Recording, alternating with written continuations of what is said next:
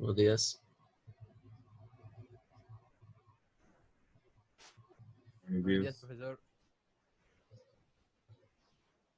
¿Qué tal, muchachos? ¿Cómo van? ¿Ya todo listo para el sábado? Más o menos. Veo poquita gente hoy. Bueno, eh, hoy vamos a iniciar el tema nuevo, ¿sí? Entonces, vamos a hacer una abrebocas de lo que vamos a ver en las próximas unidades, que son las unidades relacionadas con las mezclas de aire y, es decir, de aire seco y vapor de agua, ¿no? En la que llamamos mezcla de gas-vapor. Entonces,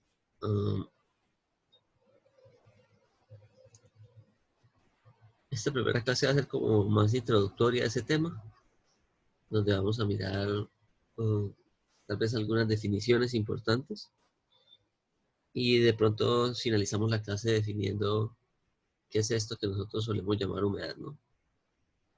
Entonces, mezclas de vapor eh, y gas, ¿sí?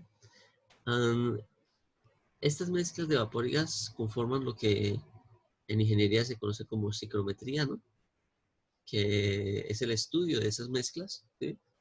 Y cómo el estudio de esas mezclas puede ser utilizado para diferentes fines, ¿no? Puede ser, por ejemplo, utilizado para lo que es ventilar un espacio, o refrigerar un espacio, ¿sí? O humidificar un espacio. Entonces, son diversas las aplicaciones que tiene este tipo de mezclas. Bueno, algunas de las aplicaciones las estoy colocando aquí en la pantalla y vamos a mirarlas una por una, ¿no? Entonces, a ver, listo. Entonces, muchos de ustedes ya eh, estarán, digamos, eh, acostumbrados a utilizar esas aplicaciones para revisar el tiempo, ¿no? En sus celulares o en el computador, lo que sea. ¿Sí? Entonces, tal vez una de las aplicaciones más importantes de este tema esté relacionado con todo lo que tiene que ver con eh, la atmósfera, ¿no? Entonces, el comportamiento de las condiciones meteorológicas, ¿sí? Se puede monitorear mediante el estudio de esas propiedades, ¿no? En lo que vamos a ver en este bloque, pues vamos a entender, por ejemplo, de este cuadro, algunas de las características que me colocan, ¿no? Como por ejemplo de humedad, ¿no? Entonces es tal vez una de las propiedades más importantes en este campo, ¿sí? Vamos a también entender este concepto que aparece acá, que es el dew point, o que también se conoce como temperatura de rocío,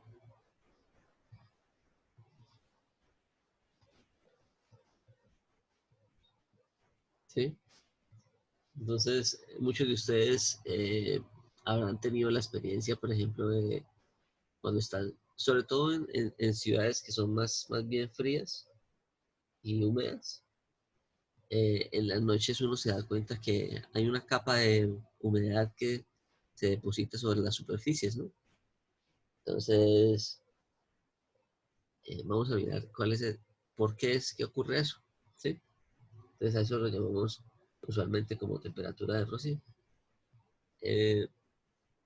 Y en, el otro concepto importante que vamos a mirar es estos dos, el que se llama la temperatura de bulbo seco, que generalmente es esta que aparece en las, en las aplicaciones de meteorología, y generalmente aparece aquí otra temperatura, ¿no? Se llama la temperatura de real, ¿no? O la temperatura ¿cómo es que se le dice eso? Sensación térmica. De la sensación térmica, sí, gracias. Sí. Entonces, eh, entonces vamos a mirar por qué son diferentes, ¿no? ¿Cuál es el efecto por el cual estas dos temperaturas son diferentes? La temperatura del bulbo seco y la sensación térmica, ¿sí? Entonces, bueno, las otras que aparecen aquí en el pues no las vamos a mirar tanto. Estamos hablando de velocidad del viento, dirección de la velocidad, radiación ultravioleta, bueno, en fin, ¿sí? Pero tal vez las más importantes son estas cuatro, ¿sí? La humedad, la temperatura de rocío, la temperatura del bulbo seco y la temperatura de eh, la sensación térmica. ¿Listo?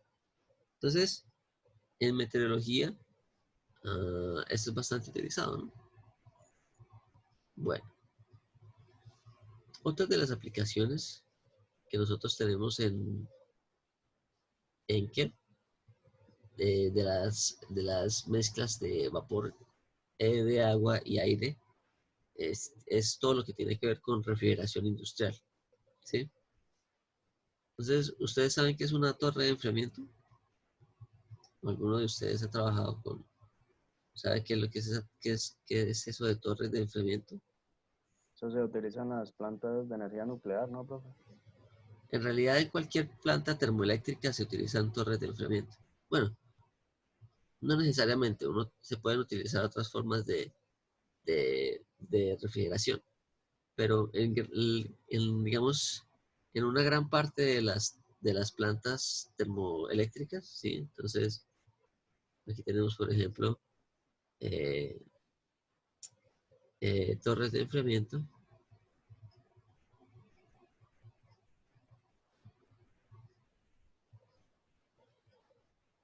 en plantas termoeléctricas,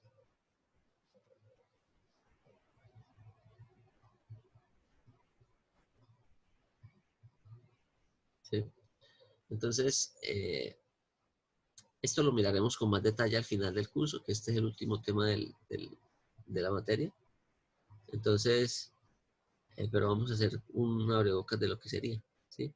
Entonces, esto que tenemos aquí es una planta termoeléctrica, ¿sí? Aquí tenemos, digamos, todo lo que son las calderas. Generalmente es este edificio que vemos aquí. Entonces, aquí es donde se produce la combustión, el intercambio de calor con el agua, ¿sí? Eh, por aquí salen los gases de combustión, que son las chimeneas, ¿sí? Y generalmente el agua pues pasa por unas unidades de expansión, en unas turbinas que generalmente están aquí al lado de la caldera, ¿sí? Y recordemos, si se acuerdan si se acuerdan de los ciclos sencillos de, de ciclo de potencia en termo 1, a la salida de la turbina después hay que pasar por un condensador, ¿no? Que es el que convierte toda el agua del ciclo eh, de vapor en agua líquida, ¿sí? Entonces, normalmente eso se suele hacer con unas torres de enfriamiento, ¿sí? Entonces, en realidad se suele hacer con agua. Entonces, recordemos lo siguiente. ¿Se acuerdan ustedes del ciclo de potencia? Entonces, el ciclo de potencia era algo más o menos así. Teníamos una caldera, ¿sí?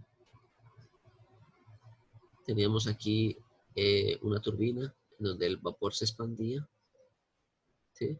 A la salida de la turbina teníamos un condensador y después del condensador teníamos una bomba, ¿no? Que me retornaba el fluido a la caldera, ¿sí? Aquí se producía el trabajo, ¿sí? Y aquí, en este componente que vemos acá, era donde ocurría la condensación del agua, ¿sí? Entonces, esa condensación del agua, si ustedes se acuerdan, normalmente decíamos que se utilizaba agua o, o un fluido de un depósito de baja temperatura que llamábamos sumidero, ¿no? Entonces, aquí generalmente, para refrigerar el agua que circula a través de este ciclo, entonces aquí tenemos el agua caliente, ¿sí? Aquí sigue siendo caliente, aquí se enfría para posteriormente ser enviada a caldera. ¿Listo? Entonces, el enfriamiento de esta agua que circula a través de este ciclo generalmente se hace con un fluido externo. Llámese, por ejemplo, fluido que viene de un río o fluido que viene del mar, ¿sí? O también se puede hacer con agua que está en un ciclo cerrado, ¿sí? Entonces pensemos que esta agua circula a través de ese ciclo cerrado. Aquí viene agua fría de un sistema y esa agua fría se calienta a la salida, ¿no? En el retorno. Y entonces, ¿qué es lo que se hace? Cuando el agua sale de este condensador caliente, es decir, el agua de enfriamiento sale del condensador caliente, normalmente esa agua se envía a una torre de enfriamiento, que es algo más o menos así. ¿Sí? Bueno, vamos a hacer algo más decente, ¿no?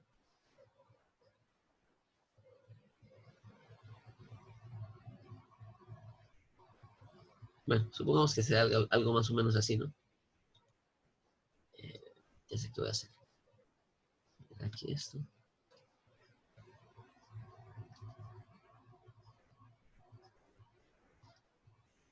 Listo. ¿Listo?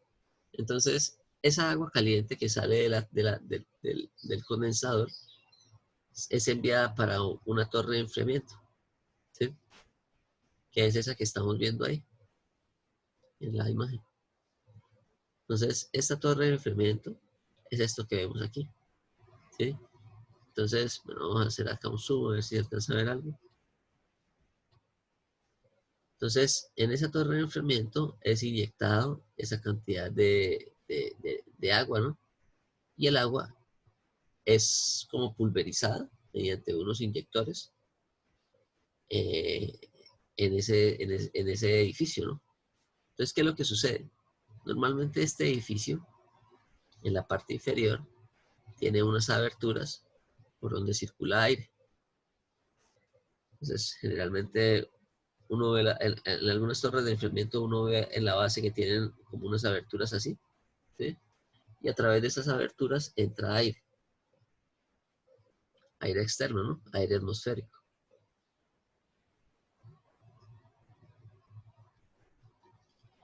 Entonces, ¿qué es lo que sucede aquí? Que estas gotas, supongamos que estas gotas están saliendo aquí del condensador, por ejemplo, a 50 grados o a 60 grados, ¿sí? ¿Qué es lo que va a suceder con esas gotas? Cuando se pulveriza el agua, eh, aquí existe un tiro natural, ¿no? O sea, por convección, como esto está aquí caliente, por convección, el aire va a subir, ¿sí? Y cuando el aire sube, se genera un efecto como de vacío en esta región, por lo cual este aire es renovado aquí en la entrada a la torre, ¿no? Entonces, aquí va a salir un aire, ¿sí? ¿Y qué creen que va a tener este aire que sale de esa torre? Entonces, Va a tener vapor de agua, ¿sí? va a tener una mayor cantidad de vapor de agua, porque en el aire atmosférico hay vapor de agua, ¿no? Que es lo que solemos llamar como humedad, ¿sí? Ah, sí, sí. Pero este aire que sale aquí de esta torre de enfriamiento, la característica que tiene ese aire es que está muy próximo al aire saturado, ¿sí? Es decir, ¿qué es lo que está sucediendo? Este aire cuando pasa a través de este fluido o estas gotas de este fluido que están cayendo aquí permanentemente, lo que hacen es que evaporan una pequeña cantidad de aire, perdón, de agua, ¿sí? Entonces, una, una porción de estas gotas que están cayendo acá son evaporadas, ¿sí? Y recuerden que siempre que yo tenga una superficie que yo evapore, o sea, imagínense que usted tiene, por ejemplo, cuando supongamos usted se moja el brazo, ¿sí? Y usted después el brazo que está húmedo lo coloca, por ejemplo, en un ventilador. La sensación es que se enfría, ¿no? ¿Cierto? Todos han percibido ese efecto o, o algo similar, ¿no? Sí, Entonces, señor. ese enfriamiento se da porque el aire se está llevando una cantidad de energía del líquido que está ahí, ¿sí? Es decir, le está entregando la energía latente a esa cantidad de líquido que hay en una superficie para evaporarse, ¿sí? Y en ese proceso de evaporación se produce un enfriamiento de la superficie. Eso lo miraremos más adelante con cuidado, ¿sí? Entonces, ¿qué es lo que sucede? Que cuando este aire atmosférico pasa a través de estas partículas de agua que están acá, evapora una pequeña proporción de esa agua que está aquí en este sistema, y al evaporar esa pequeña proporción de agua, inmediatamente se cae su temperatura, ¿sí? Entonces, eh, esa agua que está cayendo acá se deposita en unos tanques, ¿sí? Cuando veamos torres de enfriamiento vamos a ver esto con más detalle. Entonces, se deposita aquí en unos tanques y posteriormente, pues, con una válvula se da retorno aquí al sistema. Entonces, esta es una de las grandes aplicaciones en donde se tienen que estudiar mezclas de vapor con agua, ¿sí?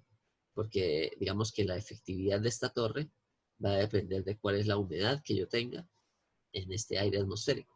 Y normalmente la humedad se coloca con este símbolo, ¿no? Símbolo fijo. Bueno, entonces, esta es una aplicación de torres de enfriamiento. En este caso estamos hablando de torres de enfriamiento en centrales termoeléctricas, ¿sí? Entonces, aquí es fácil identificar que esta central termoeléctrica es a partir de carbón, porque aquí vemos el depósito de carbón. Si ven aquí un depósito como negro, entonces ahí vemos el depósito de carbón. Y normalmente las centrales termoeléctricas que funcionan con carbón tienen estas chimeneas altísimas, ¿sí? Pero puede ser también una central nuclear, como alguien lo mencionó. Solo que en las centrales nucleares pues no hay combustión, ¿no? Hay una reacción nuclear. Y normalmente en esas centrales nucleares no tenemos estas chimeneas, ¿sí? Justamente por lo que no hay que sacar gases de combustión. Pero también, sí, entonces esa es una aplicación muy grande en todas las centrales termoeléctricas. Otra aplicación de las torres de enfriamiento es como lo vemos aquí. Aquí vemos también una serie de torres de enfriamiento que, por ejemplo, se pueden utilizar en sistemas de aire acondicionado grandes o para aplicaciones industriales de menor porte que una central termoeléctrica, ¿sí? Entonces, aquí ya tenemos torres de enfriamiento.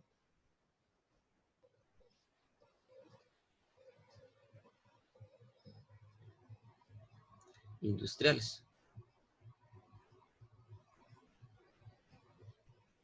Entonces, como les decía, una de las posibles usos de las torres de enfriamiento es en los sistemas de aire acondicionado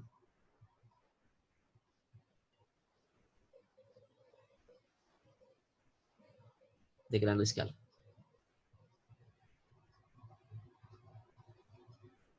Por ejemplo, en un centro comercial o, por ejemplo, en un hospital, ¿sí? Es posible que ustedes se encuentren con sistemas en donde se tiene que refrigerar una cantidad de agua y generalmente esa cantidad de agua se refrigera con torres de enfriamiento. En este caso es un poco diferente a este de acá, ¿sí?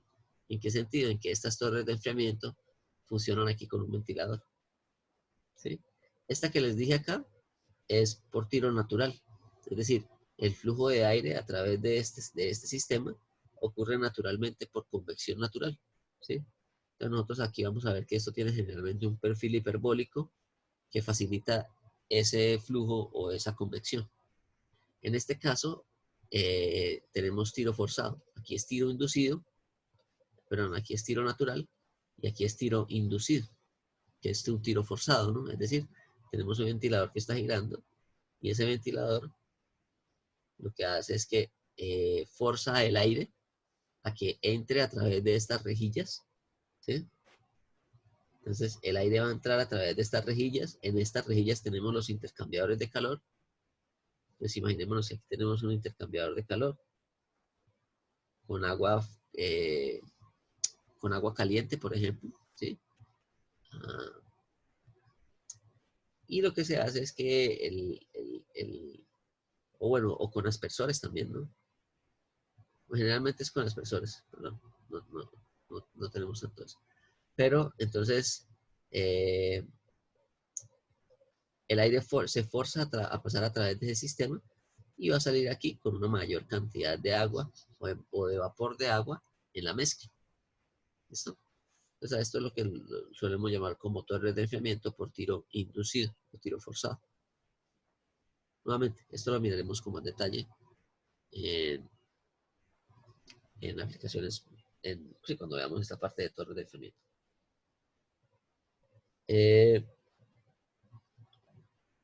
Aquí en esta parte de la central termoeléctrica también podemos ver. Entonces fijémonos en algo. Si ven estas nubes blancas o si ven como esta especie de humo blanco,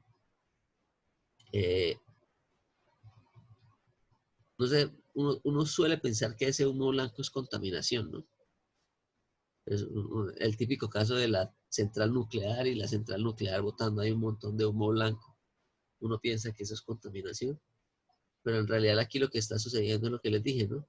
Por aquí, por la parte inferior, está entrando una cantidad de aire atmosférico. Y ese aire atmosférico lo que está haciendo es evaporando una pequeña proporción de agua que está siendo pulverizada acá. ¿Sí? Y aquí lo que está saliendo es aire que tiene una gran porción de agua. Y a ese aire lo solemos llamar un aire saturado. ¿Sí?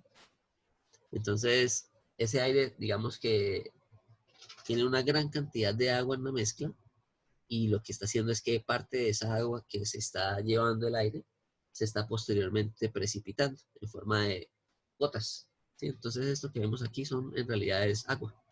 ¿Sí? Son partículas de agua que son arrastradas a través de este sistema y que se están condensando. ¿Sí? Entonces es vapor que se está condensando. Entonces aquí esto que vemos acá son las torres de enfriamiento. Profe, ¿Sí? o sea que las torres arrastran, es que no me quedó clara esa parte, las torres arrastran agua del medio ambiente hacia adentro o lo están expulsando con lo que están No, enfriando. ustedes fíjense, ya les explico de nuevo. Estas torres lo que están haciendo es refrigerando. ¿Sí? Las torres son utilizadas para refrigerar el agua que se utiliza para la condensación. ¿Sí?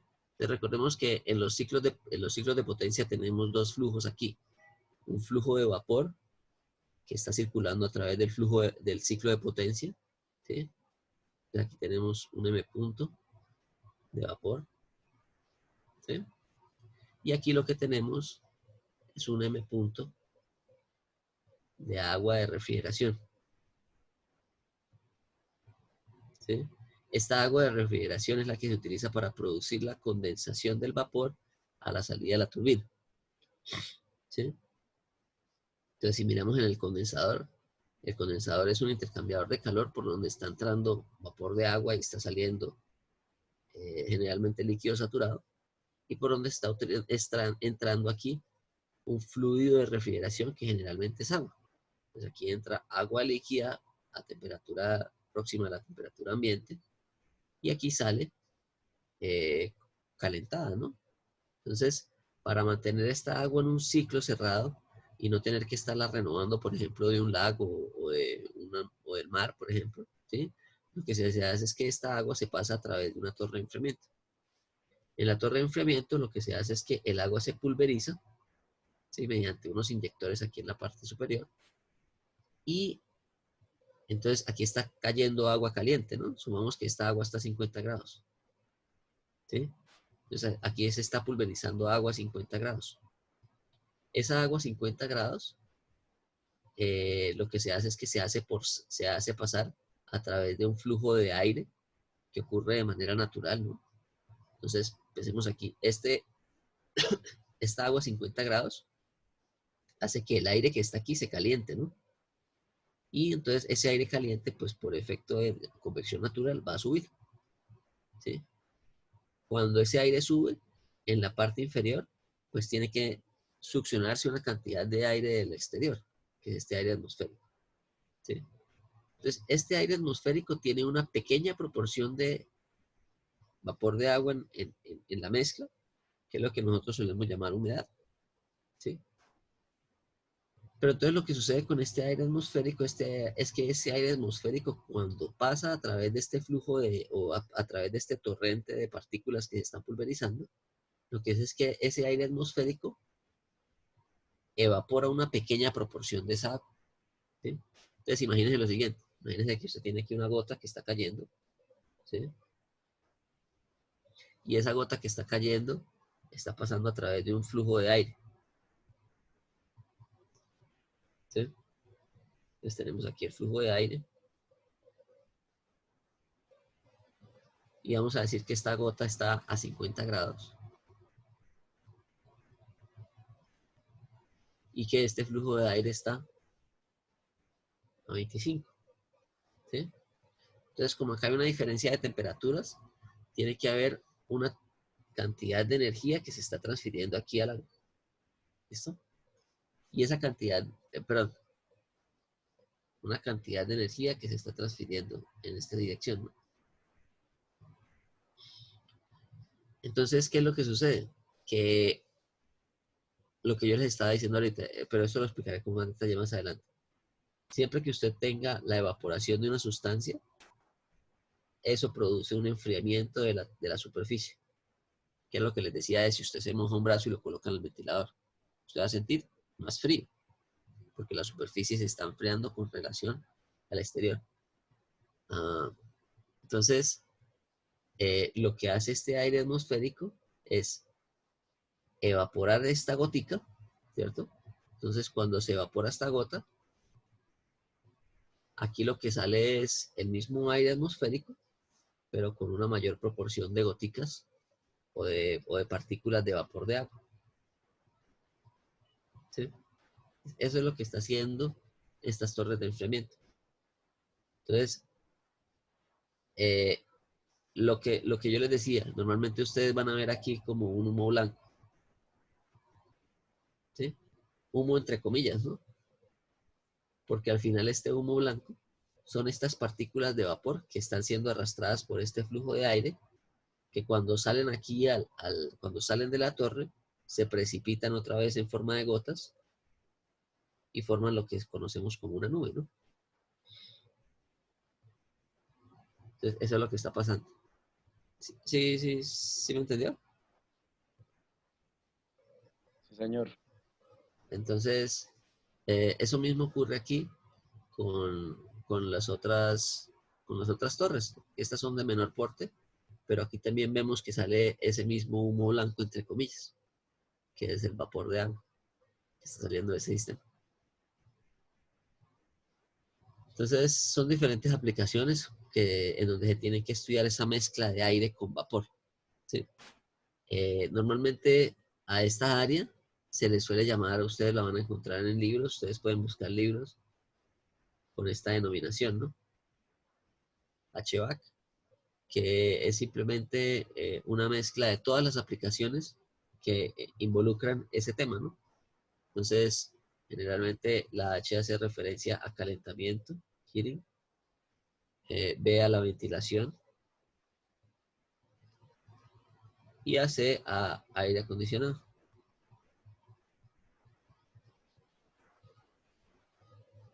¿Sí? Y otra cosa, ¿no?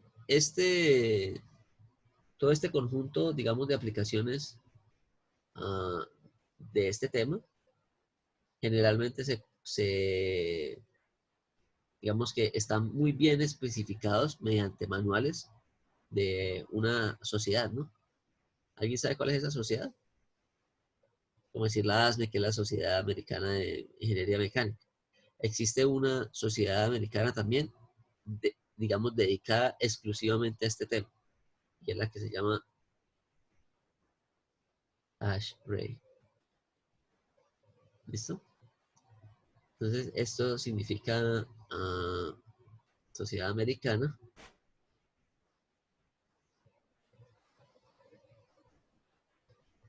eh, ah, me podrían verificar aquí, creo que es American Society of Heating, refrigeración.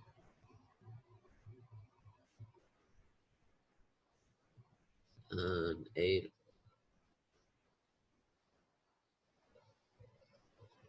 conditioning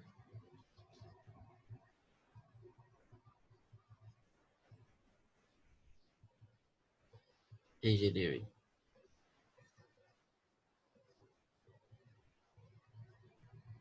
¿Sí? Entonces, Sociedad Americana de Ingeniería de Calentamiento, Refrigeración y Aire Acondicionado, algo así más o menos, ¿sí? Y ellos tienen unos manuales bastante complejos, bastante, digamos, completos, perdón.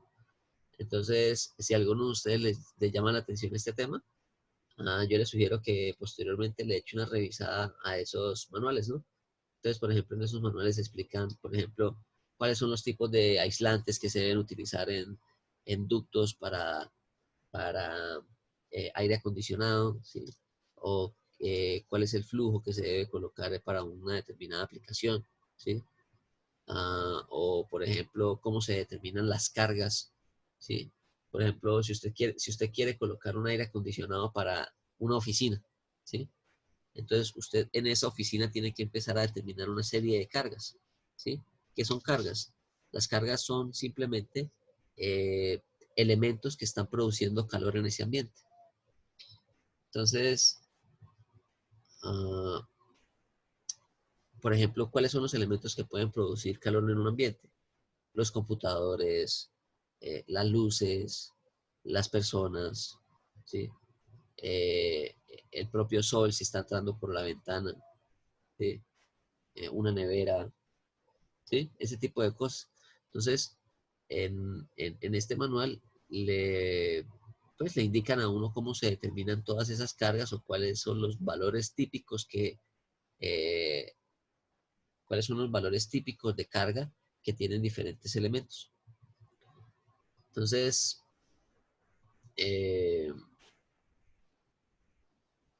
échenle una revisada a esa sociedad. Bueno, les estaba diciendo que había otra aplicación en la cual era importante estudiar ese vapor de agua. Entonces yo les dije que aquí estas son las torres de enfriamiento. Normalmente las torres de enfriamiento son estas estructuras así, relativamente con unos diámetros grandes y con un perfil hiperbólico, ¿no? Pero fijémonos aquí en algo.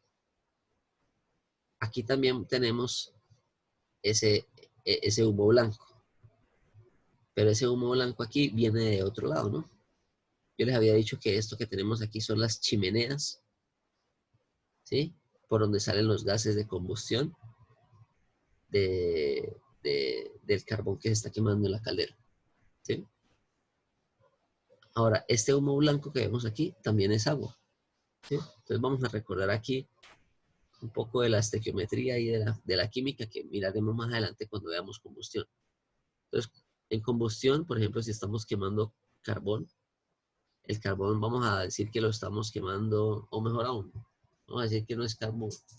Normalmente el carbón, además de tener carbono, tiene también una pequeña proporción de hidrógeno, ¿no? Pero entonces vamos a decir que vamos a quemar, por ejemplo, metano, ¿sí? Entonces el metano lo vamos a quemar aquí con una cantidad de aire, que el aire está constituido por oxígeno y por nitrógeno, ¿sí? Y eso me va a producir una cantidad de CO2, que son los típicos gases de combustión. Voy a colocar aquí una serie de coeficientes, aquí entonces una cantidad de X de CO2 más una cantidad de vapor de agua, ¿sí? Más una cantidad aquí de nitrógeno, ¿sí? Entonces fijémonos en algo. En los gases de combustión yo tengo una mezcla de gases, ¿sí? Estos son los gases de combustión, que son los que están saliendo aquí, ¿cierto? En esos gases de combustión yo tengo una mezcla de gases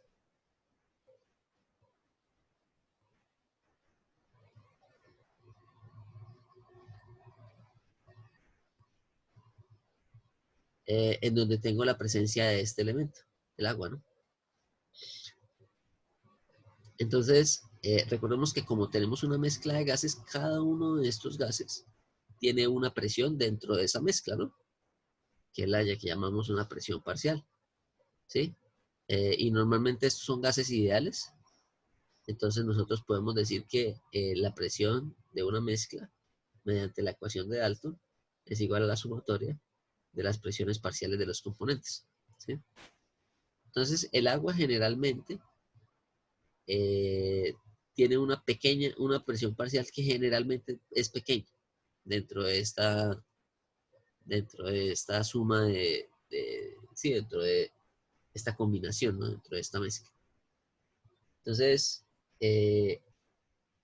cuando su presión parcial es muy pequeña, nosotros podemos tener una alta posibilidad de que haya condensación de esa agua, ¿sí? Entonces, aquí lo que vemos es una cantidad de agua que se está condensando en esos gases de combustión que están saliendo a través de esta chimenea, ¿sí? Entonces, ¿por qué es importante saber esto? ¿Sí? Entonces, ¿por qué en los gases de combustión es importante saber en qué momento se puede condensar esa agua? Porque yo siempre voy a buscar evitar que dentro de las tuberías que yo tenga circulando gases de combustión, yo tenga condensación, ¿sí? ¿Por qué? Porque imaginémonos que aquí tenemos una tubería que sea de algún tipo de acero, ¿no? Normalmente el acero pues va a tener una pequeña proporción, por ejemplo, de hierro que está expuesto, ¿no? Y ese hierro que está expuesto, si está bajo una superficie donde tenemos un condensado de agua, es posible que ese condensado de agua produzca una posterior corrosión dentro de esa tubería, ¿no? Entonces, generalmente, saber cuál es la proporción que yo tengo aquí de agua en esta mezcla es importante para saber cuál es la temperatura mínima a la cual tienen que salir estos gases, de manera que se evite la condensación dentro de los tubos. Nuevamente, esto lo miraremos con más detalle más adelante. Por ahora solamente estoy hablando de las aplicaciones, ¿sí? Y bueno, existen otras aplicaciones que de pronto estaré dejando por fuera, pero lo importante es mostrar que este campo, que es el campo de las mezclas aire-gas, ¿sí? Tiene muchísimas aplicaciones, ¿no? Una aplicación que, por ejemplo, nosotros no estamos muy acostumbrados por ser un país del trópico es el tema de la calefacción, ¿no? Entonces, en la calefacción yo tengo que calentar un aire, ¿sí?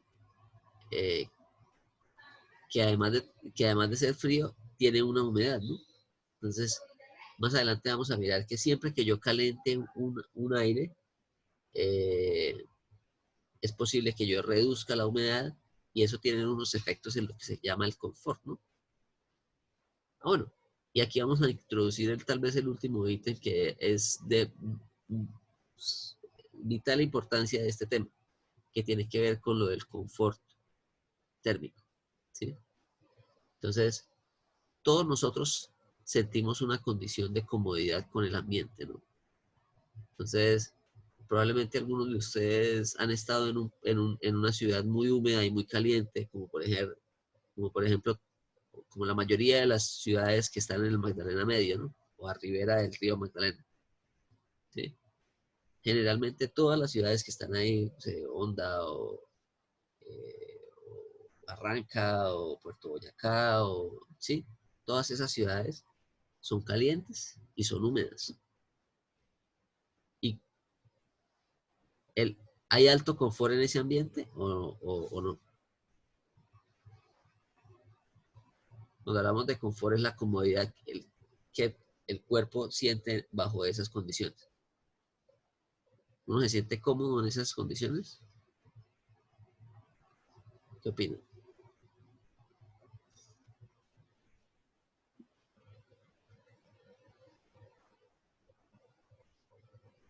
En un ambiente húmedo y caliente, ¿qué suele suceder? ¿Qué le suele Se suceder? siente mucho bochorno. Lo que llaman bochorno, ¿no? Entonces el bochorno es simplemente la Romeo. sensación que tiene el cuerpo a los ambientes húmedos y calientes, ¿sí? Porque es diferente usted estar en un ambiente seco y caliente, que es lo que sucede, por ejemplo, en un desierto, ¿sí? en un ambiente seco y caliente, el cuerpo siente calor, pero se refrigera más fácil, ¿sí?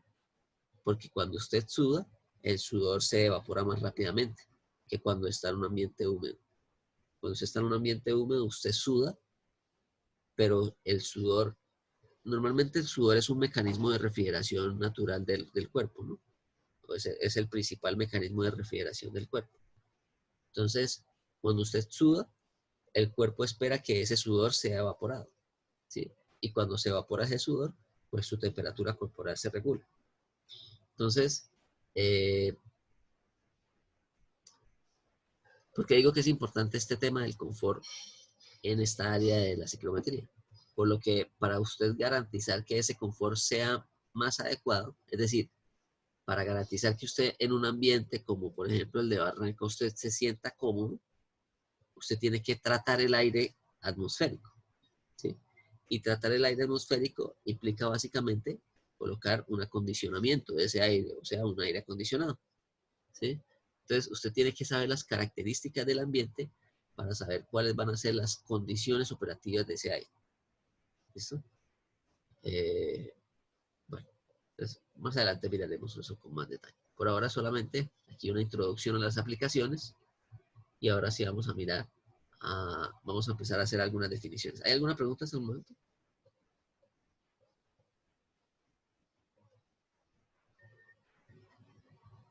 Bueno.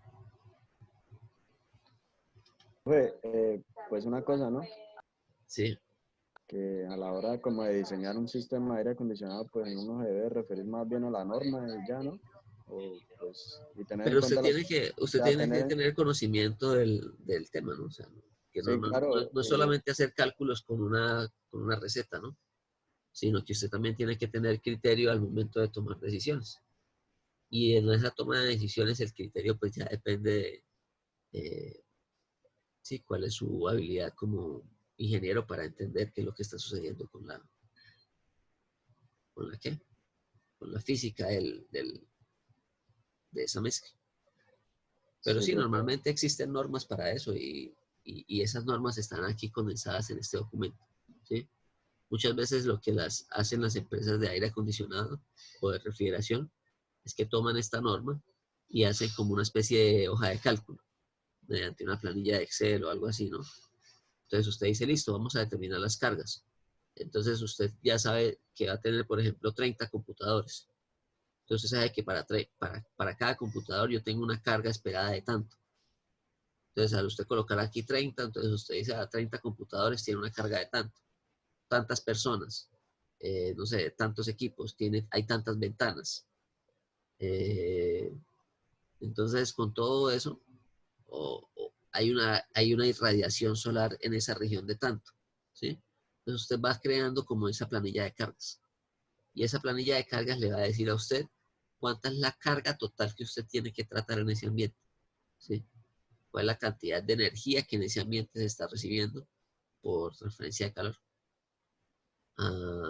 Entonces, una vez que usted tenga esa carga, ya usted determina cuál serían las necesidades energéticas que con las cuales tiene que lidiar ese aire, ¿sí? Entonces, necesito un aire de tantos BTUs para esa carga.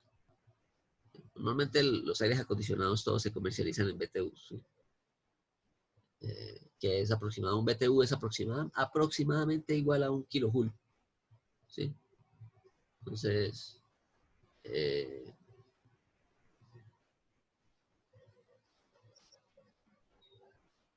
bueno, entonces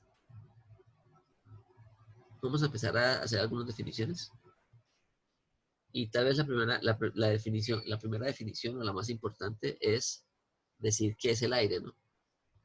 Entonces hay que establecer aquí una diferencia entre lo que sería el aire atmosférico y el aire seco, ¿sí? Básicamente, bueno, entonces antes de decir esas definiciones de aire atmosférico y de aire seco, vamos a definir otros términos, ¿no? Vamos a establecer aquí la diferencia entre vapor y gas, ¿sí? Como estamos diciendo que esta área es el área de las mezclas gas-vapor, ¿no? Pues vamos a primero a definir qué es vapor y qué es gas. Entonces, cuando estamos hablando de vapor, estamos hablando de una sustancia que está próxima a la región de saturación, ¿sí?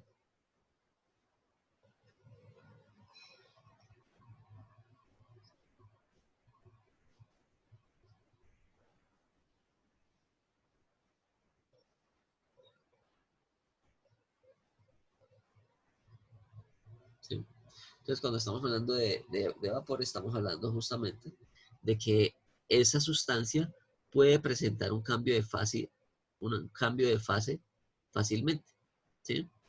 Entonces, un ejemplo, vamos a colocar aquí, por ejemplo, eh, el vapor de agua, ¿no? Entonces, vamos a colocar aquí, por ejemplo, eh, vamos a hacer el diagrama de temperatura aquí contra entropía o contra entropía, puede ser, para el vapor de agua, ¿no? Entonces, nosotros sabemos que el agua tiene aquí unas características del punto crítico, ¿sí? 375 aproximadamente, 374, ¿sí? Grados. Y vamos a establecer por aquí la temperatura ambiente, ¿no? Nosotros tenemos aquí una temperatura ambiente de 25 grados, ¿sí? Entonces, a la temperatura ambiente, en el aire hay una pequeña proporción de vapor, ¿no? Es decir, nosotros en el aire a temperatura ambiente tenemos una pequeña cantidad de agua que generalmente está en esta región de aquí, ¿sí? Y en esta región de acá, nosotros vemos que el agua puede presentar fácilmente una condensación si alcanza esta línea de saturación, ¿sí? Entonces, cuando estamos trabajando en esta región, estamos hablando de un vapor. ¿Listo? Ahora pensemos en otra sustancia. Esto aquí sería, por ejemplo, H2O, ¿sí? A temperatura ambiente, el vapor de agua generalmente está como un vapor, ¿sí? Por lo que está próximo a la temperatura de saturación, a la región de saturación. Ahora pensemos, por ejemplo, en lo que sucede, por ejemplo, aquí con el nitrógeno, ¿sí? Entonces, en el caso del nitrógeno, voy a colocar aquí nuevamente temperatura y entropía. En el caso del nitrógeno, eh,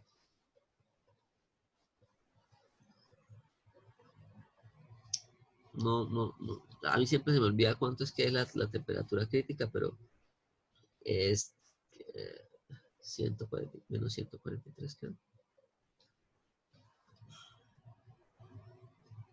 142 Kelvin.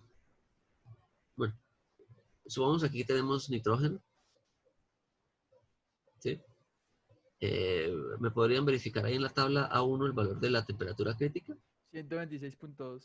Kelvin, Sí, o sea, menos, ¿cuánto daría eso más 273?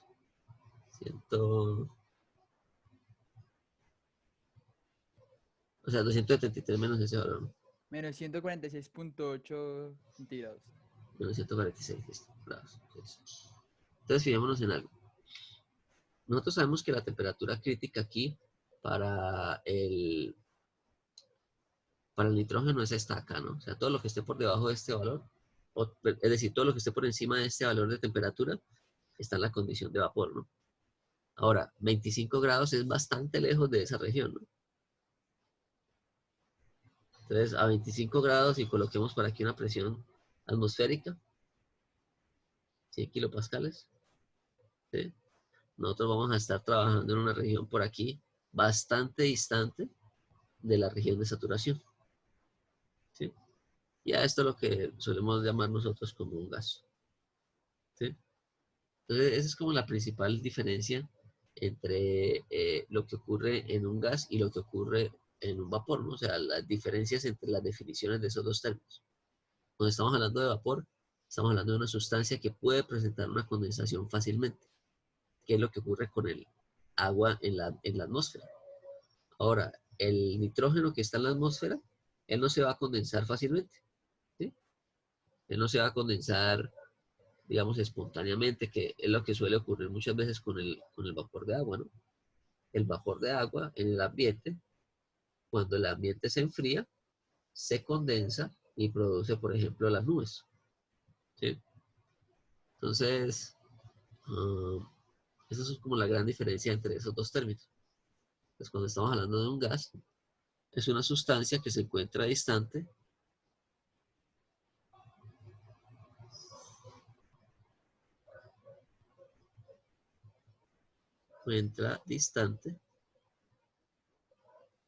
de la región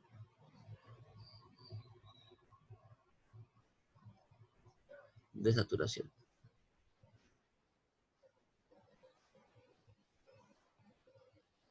¿Sí? Entonces, normalmente estamos hablando de temperaturas muy por encima de la temperatura que... Bueno, ahora sí, vamos a mirar qué es esto del aire seco y el aire atmosférico. ¿Sí? ¿Por qué hicimos esta definición de estos dos elementos? Porque normalmente el aire atmosférico, es decir, es el aire que nosotros conocemos de aquí, está constituido por una serie de elementos, ¿cierto? Entonces, los elementos que constituyen el aire son principalmente, digamos, los tres grandes elementos son estos tres primeros, ¿no? Que es el nitrógeno, con 78% en base molar, oxígeno con aproximadamente 21% y argón con aproximadamente 1%. ¿Ok? Entonces,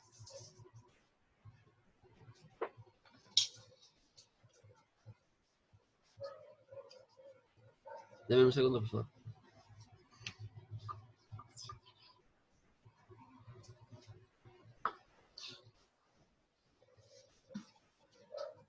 Entonces, como les decía, aquí tenemos estos tres elementos que son los más, digamos, importantes. ¿Y qué característica tienen estos tres elementos a temperatura ambiente? ¿Se comportan como qué? Como gas. Como un gas, ¿no? Entonces, todos estos son gases ideales porque son elementos que a temperatura ambiente están muy lejos de las condiciones de saturación, ¿sí? Y lo mismo ocurre con los que son en menores proporciones, ¿no? Como el dióxido de carbono, el neón, el helio, el metano, que todos ellos a las características ambientales generalmente se comportan como gases ideales o tienen una representación muy pequeña en la mezcla. Entonces, estos tres que son los más importantes son los que uno suele considerar cuando hace los cálculos de las propiedades del aire, ¿no? Entonces, otra cosa, como el aire, es decir, cambiar la composición del aire es muy difícil, ¿sí? Es decir, cambiar la proporción de estos elementos en el aire es muy difícil.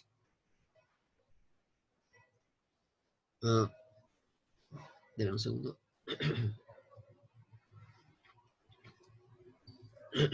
Bueno, entonces, por eso es que hablamos de una mezcla de gas-vapor, ¿sí? Porque todos estos elementos se pueden definir como gases ideales. Y generalmente de la composición del aire se suele excluir el H2O. ¿Sí? El H2O también está en esta mezcla de aire, ¿sí? Pero como el H2O es un vapor a las características ambientales, digamos que la proporción que este vapor está en el aire puede variar mucho, ¿sí? Puede variar dependiendo de la región en la que se encuentre. Entonces, normalmente, cuando nosotros miramos tablas de composición del aire, generalmente se suele hablar de la composición del aire seco, ¿sí? Entonces, aquí vamos a definir lo que sería el aire seco.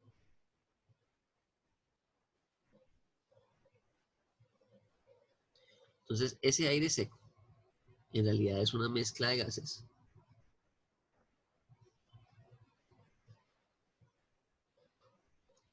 que no considera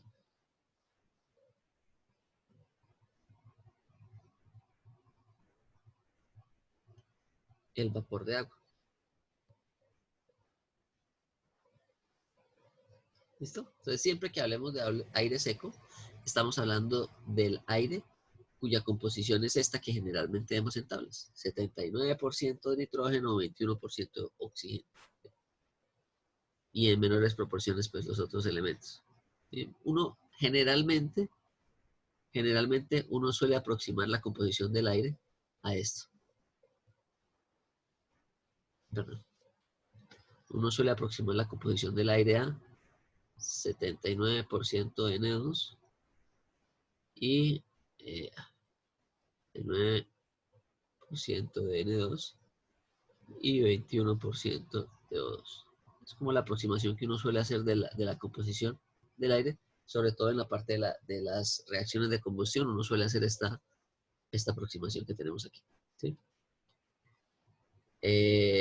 Nosotros hicimos un ejercicio con aire, ¿no? En donde estábamos tratando de determinar era la constante o era la masa molar y que nos estaba dando un poco diferente. No, era el CP, ¿no? Ya ni me acuerdo.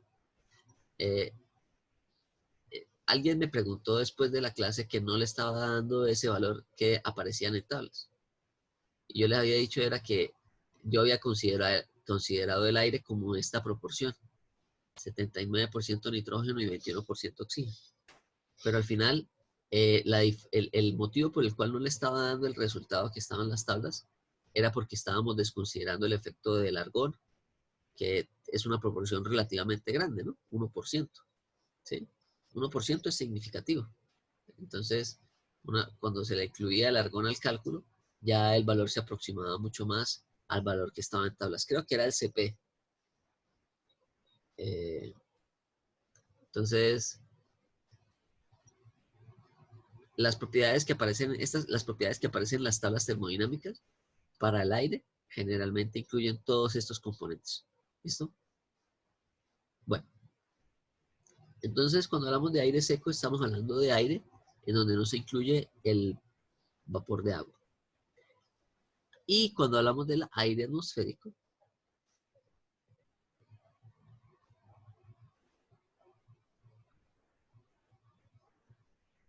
estamos básicamente hablando de la mezcla de aire seco más vapor de agua.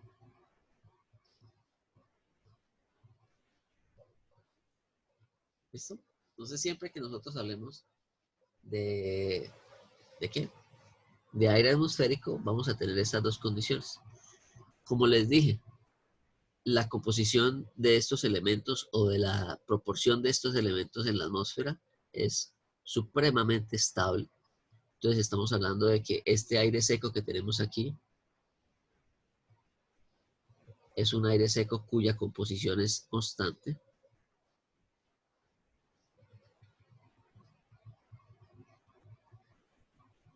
Y esto que tenemos aquí, que es el vapor de agua, que puede variar fácilmente según la región en la que yo me encuentre, es una cantidad es un vapor, ¿no? Cuya composición es variable.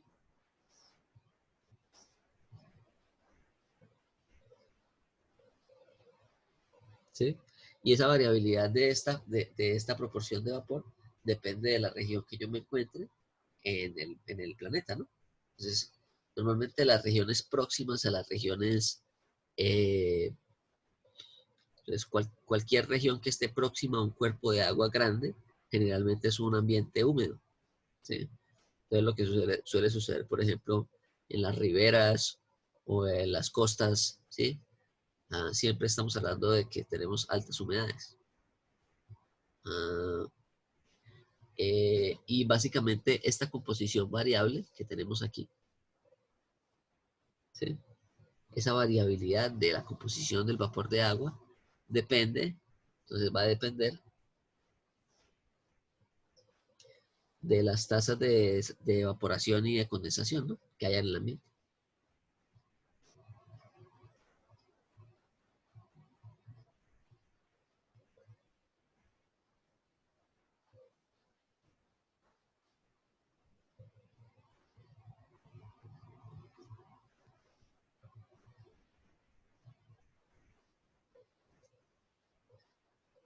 Entonces, esa composición variable del agua va a depender de las tasas de evaporación y de condensación, ¿sí? Entonces, el típico caso, ¿no? Imagínese un día muy caluroso, ¿sí? Supongamos que, por ejemplo, hoy en Bucaramanga hizo mucho calor. Normalmente cuando hace mucho calor o hay poca, digamos, nubosidad, hay mucha irradiación solar sobre la superficie, ¿no? de la Tierra. Entonces, si hay una alta irradiación solar, también va a haber una alta evaporación, ¿no? ¿Sí? Entonces, ¿qué es lo que suele pasar? Si hay una alta irradiación, yo tengo una alta tasa de evaporación, ¿sí? Es decir, las personas sudan, las plantas evaporan, ¿cierto? Porque las plantas también se tienen que refrigerar. Entonces, imagínense, tenemos aquí, no sé, una hoja de una matica, ¿sí? Las hojas también tienen sistemas de refrigeración, ¿sí? Y una de las formas de refrigerarse las plantas es mediante ¿la qué? Ah, mediante la deshidratación, ¿no? Por eso es que las plantas, si no se riegan, pues se empiezan a deshidratar, porque ellas, un mecanismo de refrigeración es mediante la emisión de vapor de agua, ¿no? Entonces, ellas están permanentemente a través de unos conductos, que no me acuerdo cómo es que se llaman, eliminando pequeñas proporciones de agua para mantenerse a la temperatura adecuada. Entonces, por ejemplo, eso es lo que sucede, por ejemplo, en las selvas, ¿no?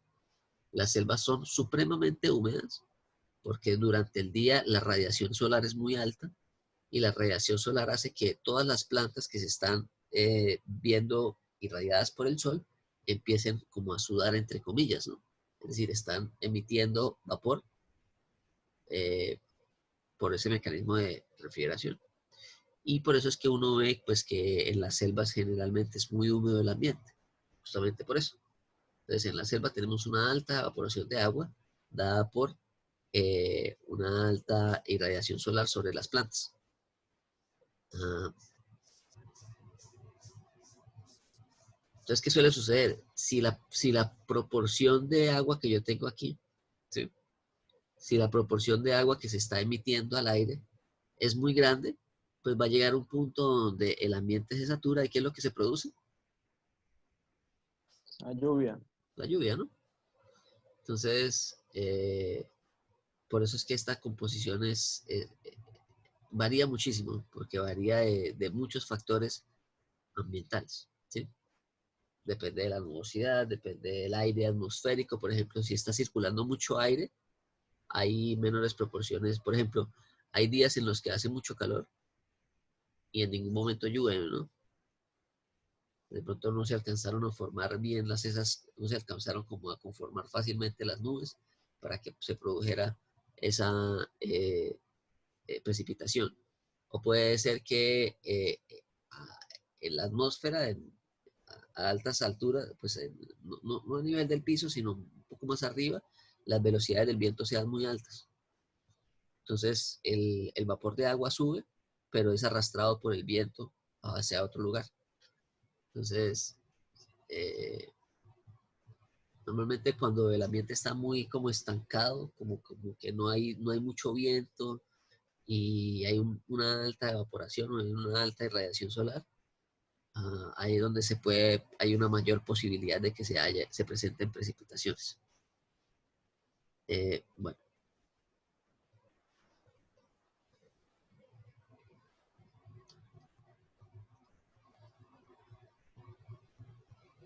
otra cosa importante aquí de hablar de este vapor de agua. Generalmente,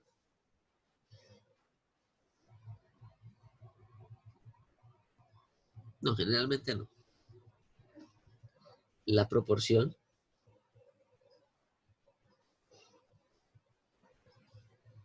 de vapor de agua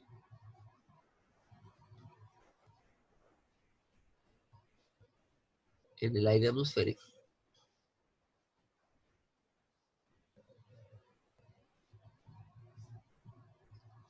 es muy baja.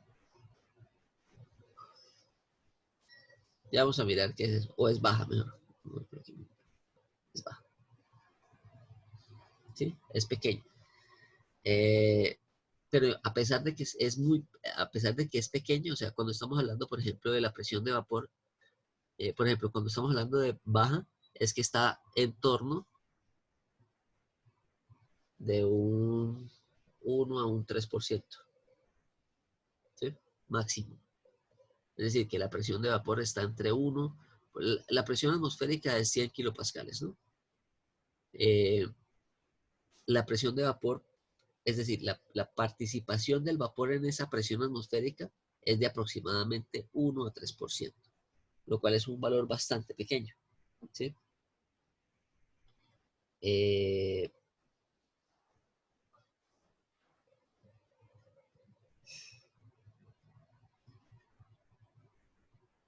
Ok.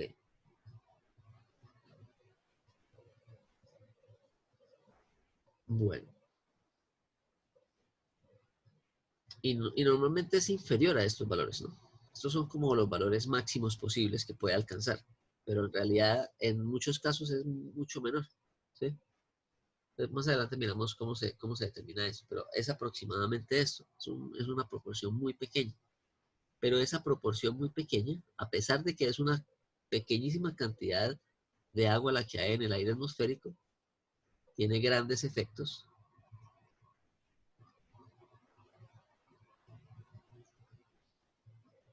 en el confort humano.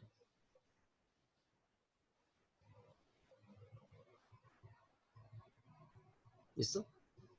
Entonces, a pesar de ser una proporción tan pequeñita, sus efectos digamos, en la sensación de comodidad de los cuerpos es bastante alta. Entonces, hay que tener cuidado con eso.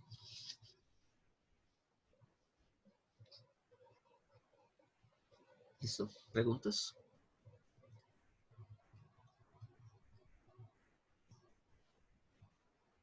¿No? ¿Todo bien? Bueno. Entonces vamos a empezar a mirar qué es lo que sucede en esas mezclas de aire y vapor. Bueno, entonces imaginémonos el siguiente caso.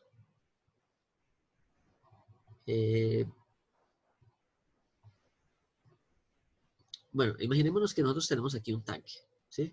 Y que en ese tanque tenemos aire. Y vamos a decir que tenemos inicialmente aire seco. Te voy a dibujar aquí con rojo las moléculas de nitrógeno, ¿sí? Y voy a colocar por aquí un poco no sé, en verde voy a colocar las de oxígeno, ¿sí? Y imaginémonos que tenemos aire seco. ¿Listo? Bueno. Entonces vamos a colocar aquí que tenemos una presión de 1 atmósfera.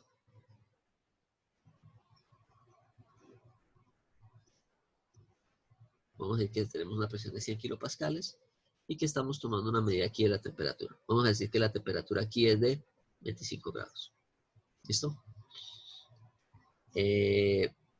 Ok, y aquí tenemos aire seco. Pensemos en lo siguiente. Vamos a imaginarnos que nosotros tenemos aquí un pulverizador de agua, ¿sí? Un sistema donde se esté pulverizando vapor en este ambiente. ¿Listo? Y nosotros vamos a mantener constante esta presión. ¿Sí? Vamos a buscar la manera de mantener constante esta presión que tenemos aquí de 100 kilopascales. Ok. Si yo adiciono aquí una pequeña proporción de vapor, pues ese vapor se va a mezclar con el aire seco, ¿no? ¿Sí? Entonces se va a mezclar con el aire seco y ese vapor, si es una pequeña proporción, entonces pensemos que es una porción infinitesimal aquí de vapor que yo estoy pulverizando entre este aire seco. Entonces, esa pequeña cantidad de vapor va a representar una presión parcial, ¿no? ¿Sí? Que va a ser muy pequeña. ¿Listo? Inicialmente. ¿Qué pasa si yo sigo adicionando vapor? ¿Qué va a pasar eventualmente si yo sigo adicionando vapor a esa mezcla de aire. ¿Qué creen que va a suceder si estamos en un ambiente cerrado?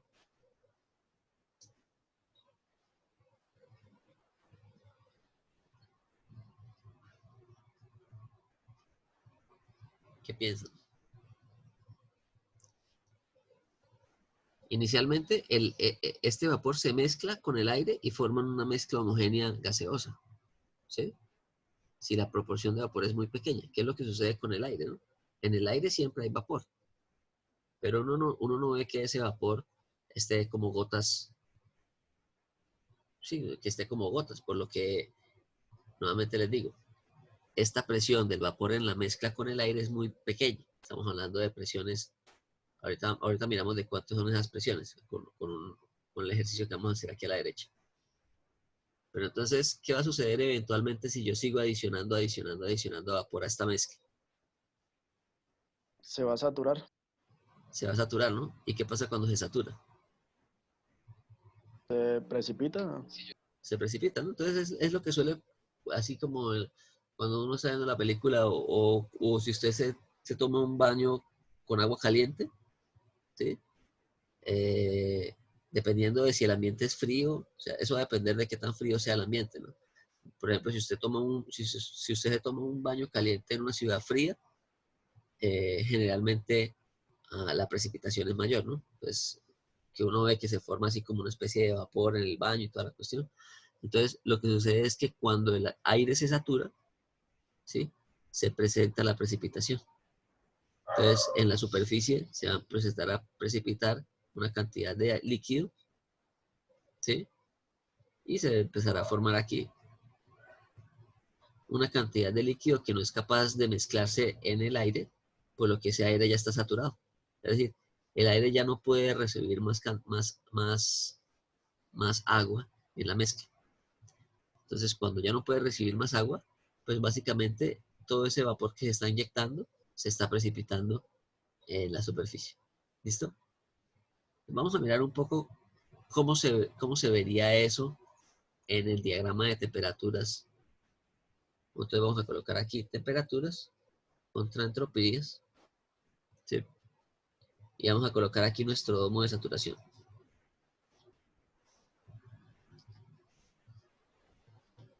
¿Listo? Entonces tenemos nuestro domo de saturación y vamos a plantear que tenemos aquí una temperatura de 25 grados.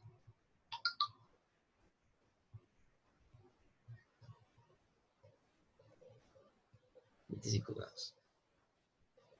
Listo. Entonces quiero que vayan a las tablas de saturación y entonces pensemos en lo siguiente.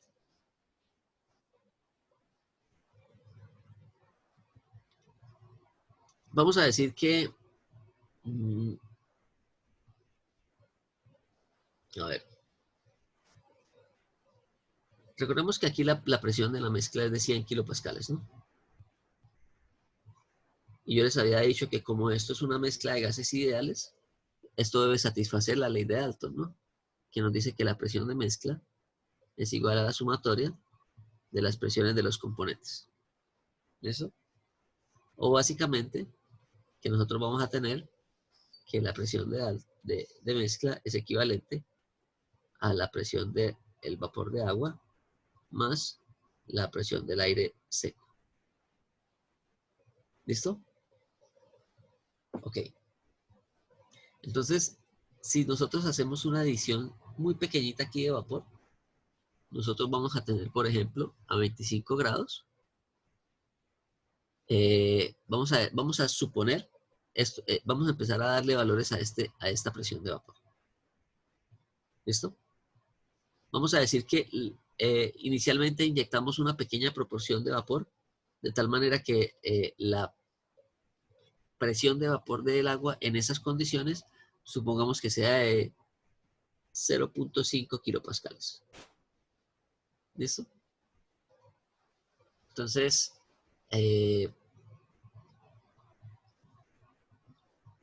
cuando estamos hablando de 0.5 kilopascales,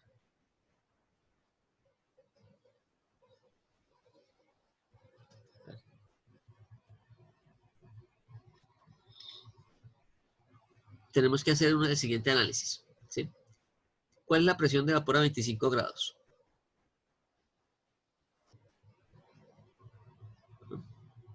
Busquen ahí en las tablas de saturación. A 25 grados, ¿cuál es esta presión de saturación?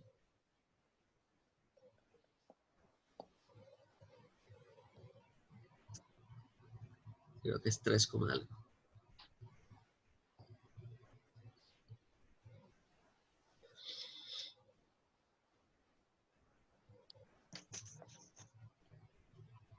¿Sí lo tienen por ahí en la mano?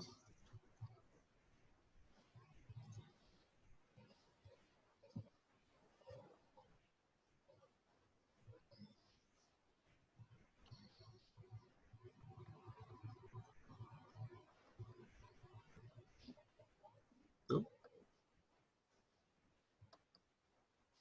Tabla creo que es A4, ¿no?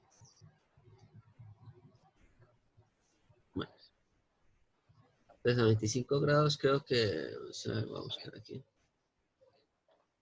316 kilopascales. ¿Listo?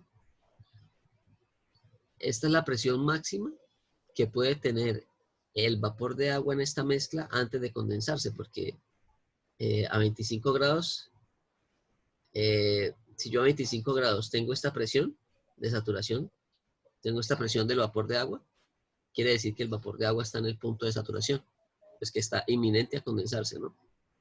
Entonces, aquí lo que yo les decía era que hiciéramos el ejercicio como si nosotros estuviéramos empezando a llenar este recipiente con la mezcla de aire y vapor, ¿sí? Entonces, pensemos que inicialmente el vapor tiene una presión en la mezcla de 0,5, ¿sí? Es decir, que la presión del aire sería de 99,5 kilopascales, ¿sí? Porque la suma de los dos debe dar 100. ¿Listo? Entonces, si tenemos una presión de vapor de 0,5, quiere decir que estamos sobre una línea por aquí a 0,5. Entonces, esta sería la línea de 0,5 kilopascales y estaríamos en un punto por acá. ¿Listo? Ok. Si yo sigo suministrando vapor acá, pues la participación del agua en esa mezcla aumenta. Y al aumentar la participación del agua en la mezcla, tiene que aumentar su presión parcial. ¿Sí? Entonces, aquí aumenta la presión parcial y digamos que ahora la presión parcial es de 1 kilopascal. ¿Sí? Recordemos siempre a 25 grados, ¿no? Tenemos esta mezcla siempre a 25 grados. Entonces, ahora tenemos aquí una línea a 1 kilopascal. ¿Sí?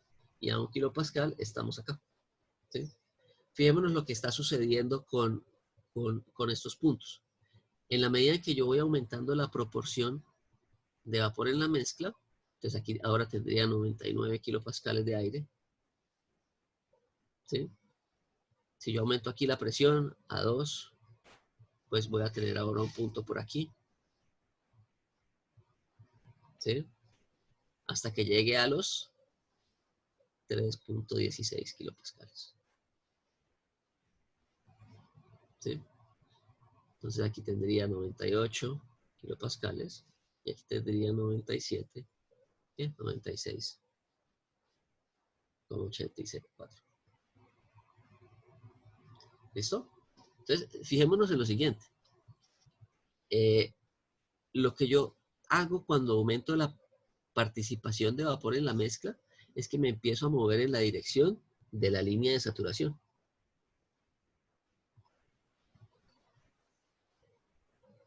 ¿Sí?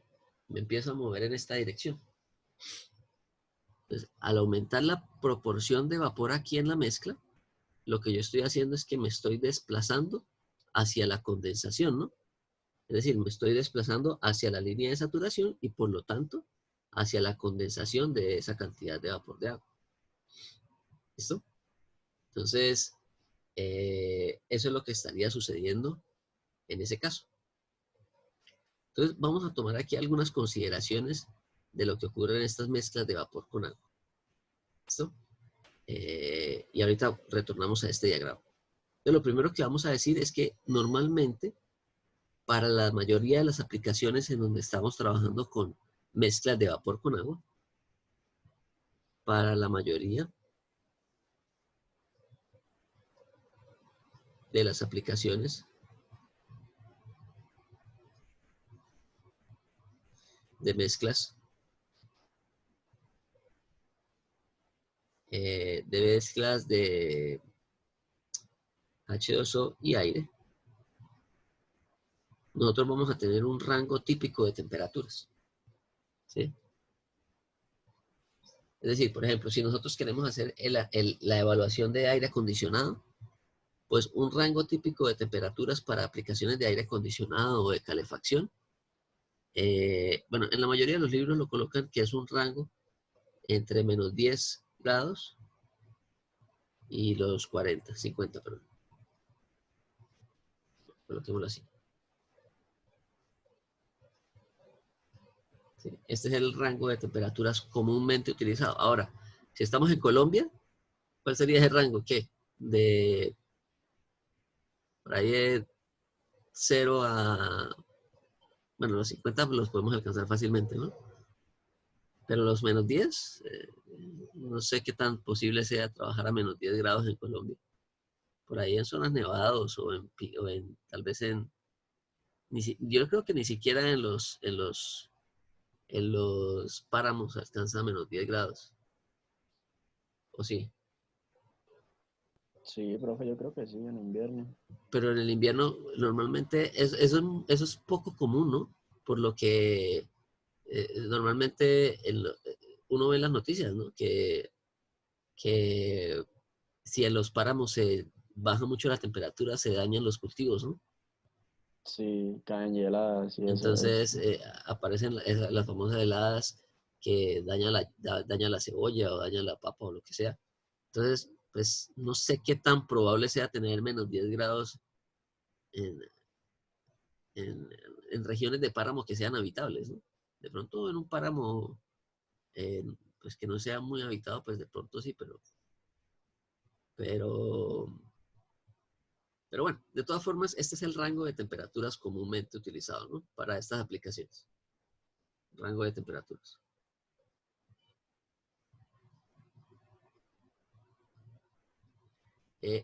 Y en ese rango de temperaturas podemos nosotros asumir lo siguiente. En ese rango de temperaturas podemos decir que algunas de las características permanecen constantes, ¿sí? Entonces, por ejemplo, en el aire, nosotros podemos decir que el calor específico del aire en ese rango de temperaturas es constante, ¿sí? Y tiene un valor de 1,005 Kelvin, ¿no?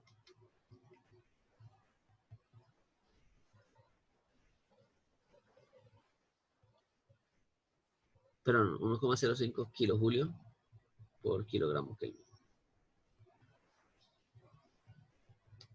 ¿Listo? Bueno.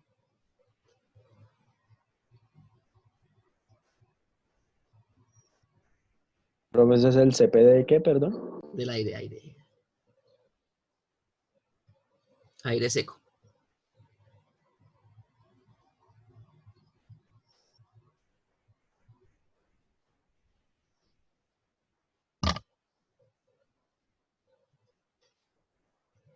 Aire seco. ¿Listo? Entonces, en ese rango de temperaturas, como es un rango de temperaturas tan pequeñito, los calores específicos permanecen constantes. Ahora vamos a mirar algo aquí en un diagrama. Este es el diagrama de temperaturas contra entropías. ¿Listo?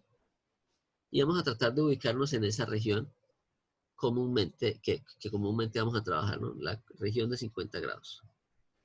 Máximo, ¿no? Entonces aquí a 50 grados máximo. Bueno, vamos a trazar una línea más bien aquí con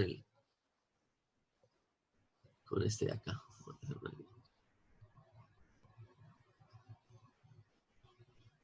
Estamos aquí a 50 grados. y vamos a hacer una ampliación aquí en esta región. ¿Listo?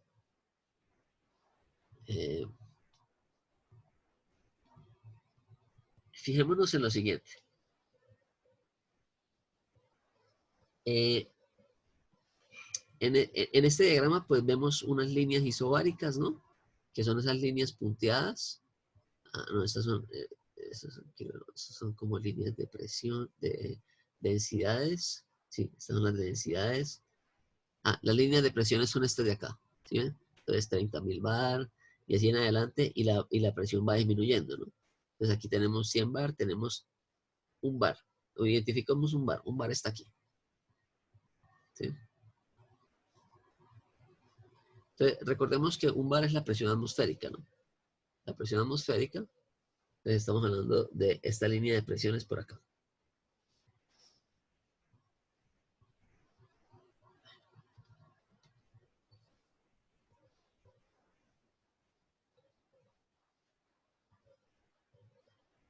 Esta es la línea de un bar. Ok.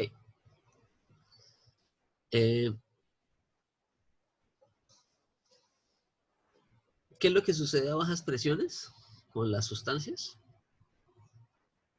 Comportan como gases ideales. Se comportan como gases ideales. Y aquí vemos, por ejemplo, vemos una serie de propiedades, ¿no? Entonces aquí tenemos la densidad, la tenemos aquí. La densidad la tenemos aquí, que bueno, en este caso no nos interesa, pero vamos a tratar de identificar qué nos están dando. Nos dan la presión acá. Y por aquí tenemos estas líneas. ¿Sí ven estas líneas que son así como curvas? Esas líneas son las líneas de entalpía constante. Entonces, vamos a mirar acá.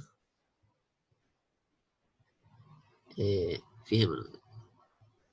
¿Dónde dicen entalpías? ¿De ningún lado dicen entalpías? No. De ningún lado dicen entalpías, pero fíjense. Aquí aparece una H, ¿no? Que son valores de entalpías. Todos estos son valores de entalpías aquí en kilojulios por kilogramo. Nosotros habíamos dicho que en gases ideales la entalpía era dependiente ¿de quién?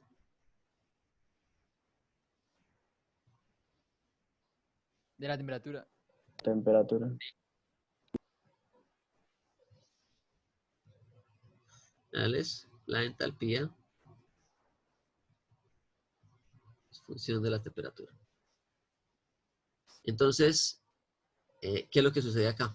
Que, por ejemplo, si nosotros estamos parados sobre esta línea de temperaturas de 50 grados aquí, ¿sí? La temperatura en cualquiera de los puntos que yo tenga acá va a ser idéntica a la entalpía en cualquiera de los puntos que yo tenga acá es equivalente a la entalpía del vapor saturado. ¿Sí? Por lo que a estas presiones, que son bajas presiones, la entalpía únicamente depende de la temperatura. Entonces, fijémonos lo que sucede normalmente con las entalpías. Si estamos aquí en región de alta presión, vemos que la entalpía cambia con la presión, ¿no? O sea, por ejemplo, si yo tengo aquí una línea de temperatura constante, vamos a asumir una temperatura constante por aquí, ¿sí? La entalpía en este punto es muy diferente de la entalpía de este punto, ¿no? Fijémonos que estamos sobre líneas de entalpía diferente, que son estas líneas curvas, ¿sí? Entonces, en la medida en que nosotros nos aproximamos a estas regiones de baja presión, estas líneas de entalpía se van haciendo cada vez más rectas, ¿sí? Entonces, fijémonos aquí. Bueno, esta línea de acá no se nota tanto, pero miremos aquí otra línea de entalpías. Vamos a agarrar aquí una entalpía, esta de acá puede ser. ¿Sí? Fijémonos que en la medida en que va bajando la presión, la línea de entalpía se va haciendo recta. ¿Sí? Entonces, hasta que estamos en esta área de acá. A ver, con otra línea de entalpía. Entonces, tenemos aquí otra línea de entalpía. En la medida en que disminuye la presión, es decir, la presión disminuye cuando me desplazo hacia la derecha, ¿no? Líneas de presiones menores. Entonces, aquí a líneas de presiones menores, la entalpía se va haciendo una recta. ¿Sí? Y aquí otra recta también. Fijémonos que aquí estamos a temperaturas de 200 grados, ¿no? Pero para temperaturas de 50 grados, ya como tal tenemos una recta, ¿sí? Fijémonos aquí a 75 es casi que una recta, y a 25 es una recta, ¿sí? Entonces se pueden considerar como gases ideales a esta temperatura que yo tenga acá, ¿sí? Entonces, en este rango de temperaturas entre 50 y los menos 10 grados, nosotros podemos decir que las entalpías, ¿sí? Entonces, la entalpía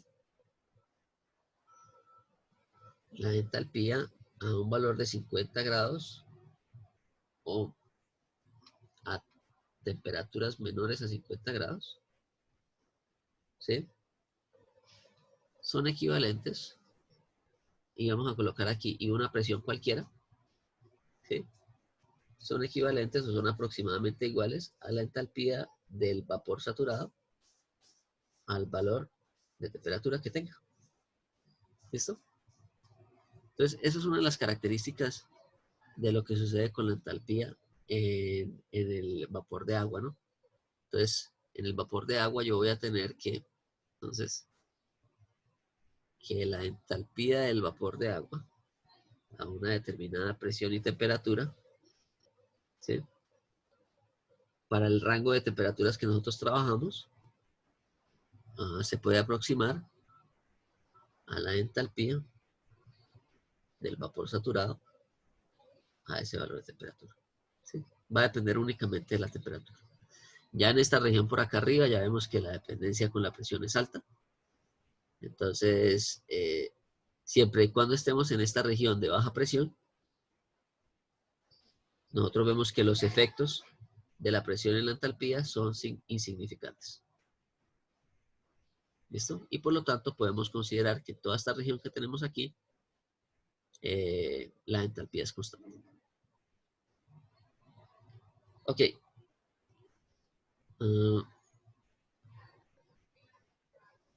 Vamos a retornar acá y vamos a colocar aquí también otros valores, ¿no? Entonces, voy a colocar aquí en amarillo las líneas de entalpía. Entonces nosotros sabemos que sobre todos estos puntos a 25 grados, yo tengo un valor de entalpía constante aquí, ¿sí?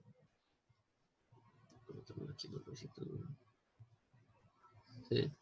Y por aquí para una temperatura inferior, no sé, a 20, o tenemos otra línea de entalpía, aquí para 10, otra línea de entalpía, aquí para 30, otra línea de entalpía, ¿sí? Entonces estas son las líneas de entalpía constante para cada uno de esos puntos. Aquí estamos evaluando lo que sucedería en el caso de a 25 grados, ¿no? Entonces, lo que les decía, si estamos suministrando vapor a un aire seco, pues ese aire seco se empieza a saturar hasta que llegamos a este punto, que es el punto de saturación. Bueno, entonces, en el caso del agua,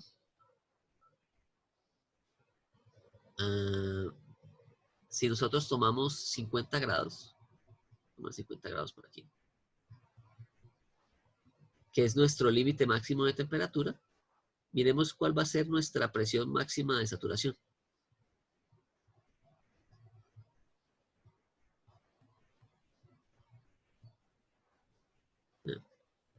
A 50 grados, que es una temperatura bastante grande, ¿no? ¿Cuál sería la presión de saturación? Busquemos allá en las tablas, por favor.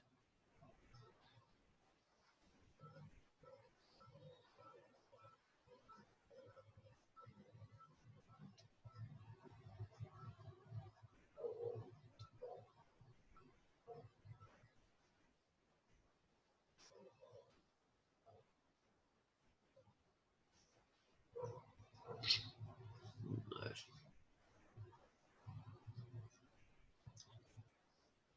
Tabla A4. 12,352, profe.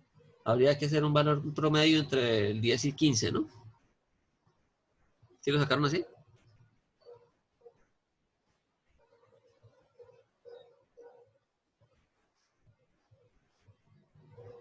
Ah, no, 50. Ah, no, 50 sí está. 12,352. No, 50 sí está, profe. Ok. Entonces 12,352.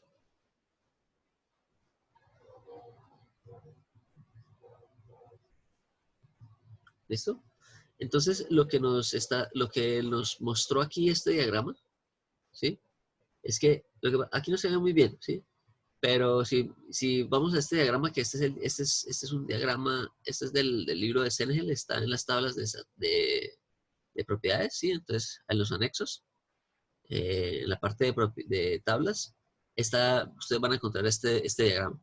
Entonces, si ustedes hacen una buena, digamos, lo que pasa es que aquí cuando hice el recorte y lo pegué acá, no me quedó muy buena la resolución de la imagen.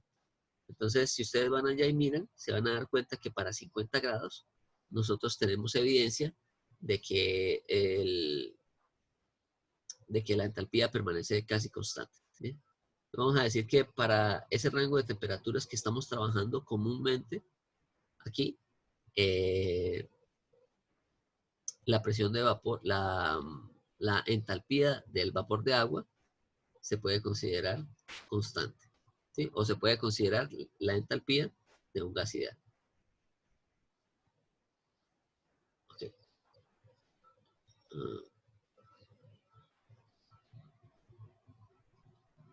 Bueno, lo vamos a colocar aquí. Para el vapor de agua, entonces aquí tenemos, esta es nuestra diagrama del vapor de agua. Del agua, ¿no? Entonces, a presiones inferiores, a presiones menores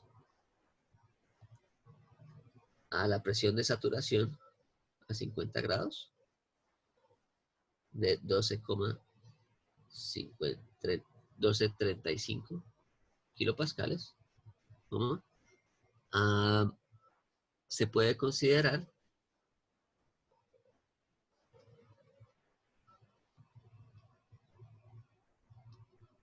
el H2O como gas ideal. ¿Sí? Entonces, eso es lo primero que podemos hacer con el vapor de agua, ¿no? Entonces, eso quería decir, ahorita como les dije, que el H a una temperatura y una presión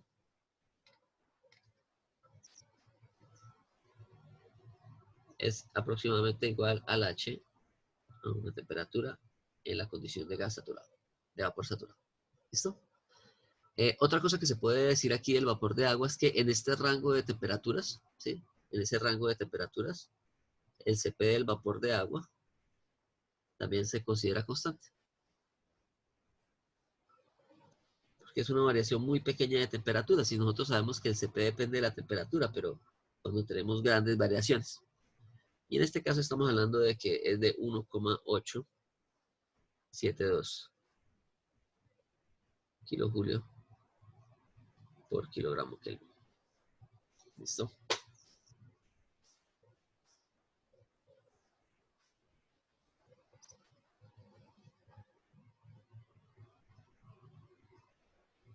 ¿Preguntas hasta el momento?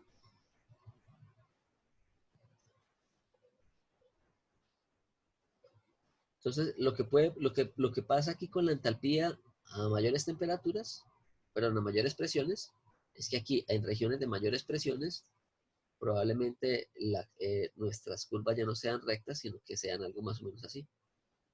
Y aquí ya se presenta la recta. ¿Sí?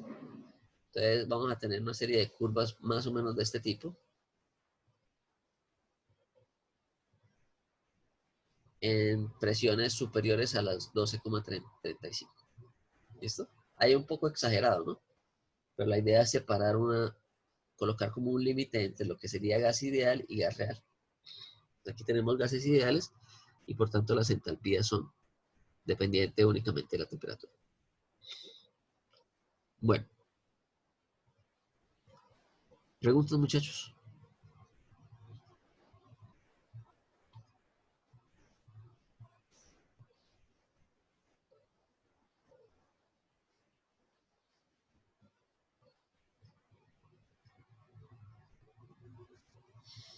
Ok. En los libros también ustedes van a encontrar que definen el CP en función de la temperatura en Kelvin, ¿no?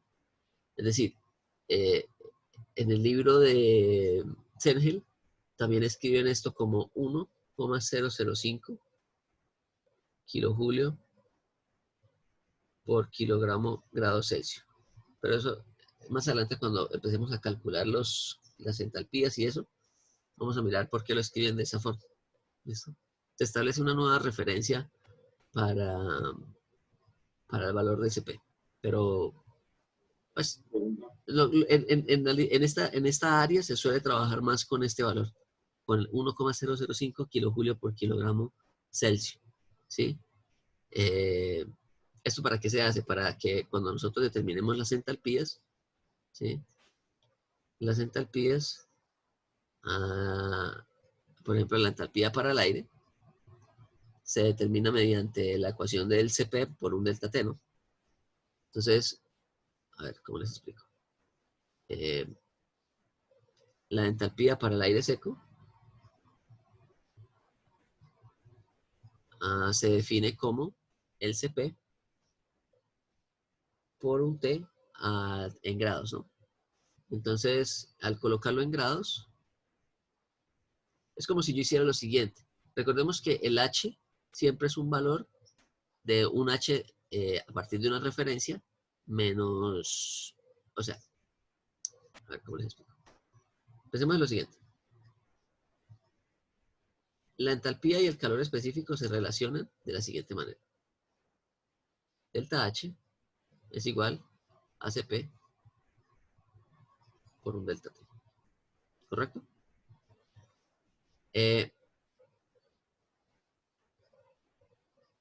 ¿Sigue hablando?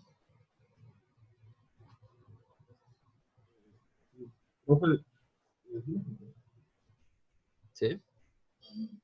una pregunta, ¿cómo lo puede pasar a CP molar? ¿Me puede repetir? Es que le estaba como entrecortado. El CP, el calor específico, ¿cómo lo puede pasar a CP molar? ¿A CP molar? ¿Pasar este CP a este? Sí, al de la salida. Simplemente lo multiplica por la masa molar, ¿no? Ok, ok. ¿Sí? Vale, sí. Para pasar la molar es solo multiplicarlo por la masa molar. Ahí se le van a cancelar los kilogramos y le quedan kilomol en el denominador. Listo, profe, gracias. ¿Listo? Entonces, lo que les decía aquí, entonces, imaginémonos que esta es la relación que me relaciona temperaturas, CPs y entalpías, ¿no? Entonces, si nosotros establecemos un valor cero de entalpías a 0 grados Celsius, ¿sí? Entonces, lo que me va a quedar aquí es que el H del aire a una entalpía cualquiera, a un valor de temperatura cualquiera, ¿sí? Va a ser igual a el CP multiplicado por un delta de temperaturas, ¿sí? Entonces, como estamos midiendo este H a partir de una referencia que es del 0 Celsius, entonces este delta de temperaturas lo vamos a colocar como un valor de temperatura en Celsius, ¿sí? En donde, o sea, si yo, ¿cómo les explico? Pensémoslo así. Pensémoslo como un H menos un H de referencia. Igual a un CP que multiplica la temperatura menos la temperatura de referencia. ¿Listo? ¿Se acuerdan cuando uno refería que habían valores de referencia en las tablas de propiedades y que eso se colocaba de manera arbitraria? Entonces, imaginémonos aquí que para 0 grados, ¿sí? O más bien aún, para 273 Kelvin, yo defino un H de referencia igual a 0. ¿Listo? Entonces me queda que el H del aire a una temperatura diferente de esta temperatura de referencia, que es esta que tengo aquí,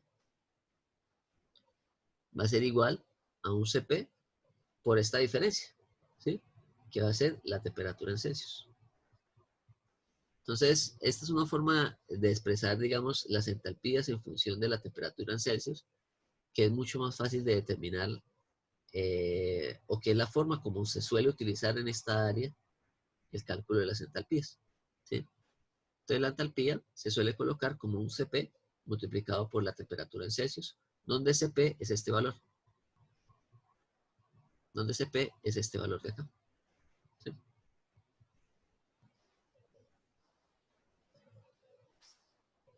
¿Listo?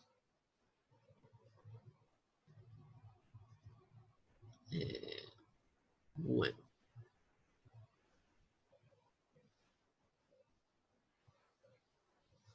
Entonces, esto para el aire. ¿Listo? Ok.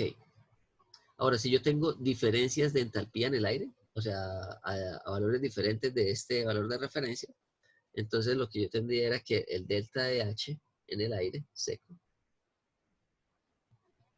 va a ser igual al Cp por un delta T en grados Celsius. También se puede colocar así. Entonces, son diferentes formas de calcular esas entalpías. Este en el caso del aire, ¿no? En el caso del agua, vamos a dejar ahí por hoy. En el caso del agua, pues dependerá de este valor de entalpías que tenga aquí, ¿no? Entonces, en el caso del agua es fácil, ¿no? Porque yo puedo buscar estos valores en tablas, ¿sí?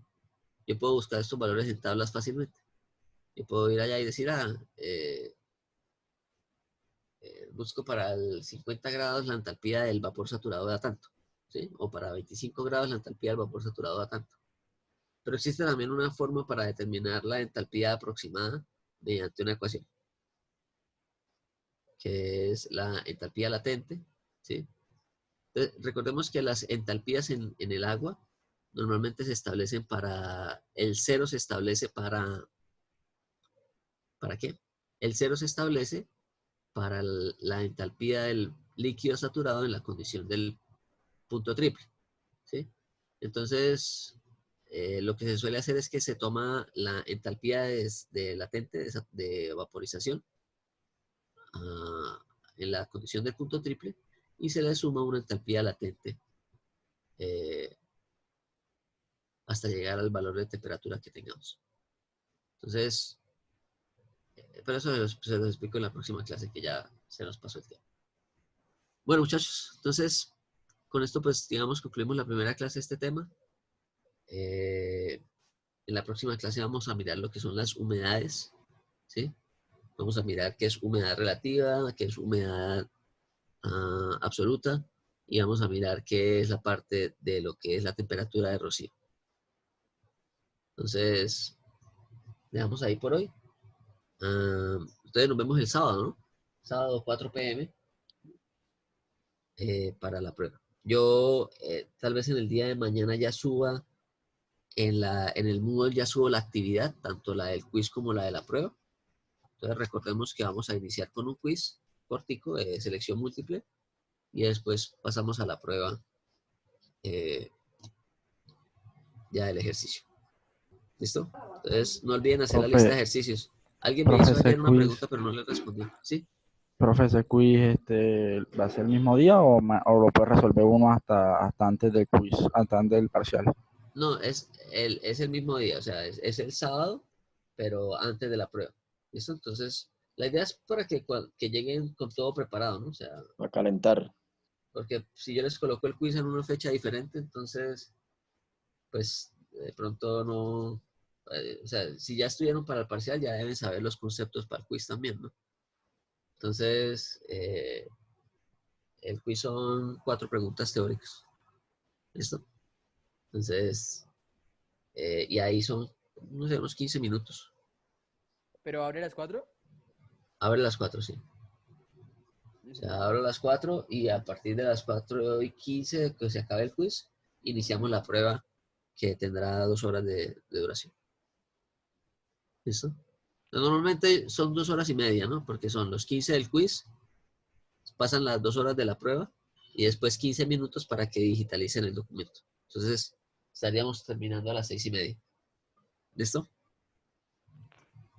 Profe, ese día nos conectamos por Zoom. No, yo les escribo por el Discord, yo les envío el enlace a Zoom para que yo les explique cómo es la prueba, ¿no? O sea, El quiz sí es solamente, ustedes entran al enlace del quiz y lo realizan, ¿sí? Por Moodle.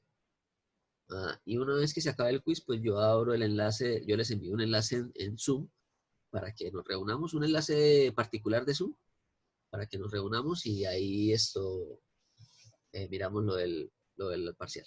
¿Listo? Listo, profe. Gracias. Bueno, muchachos, quedamos así entonces. Que tengan buen fin de semana.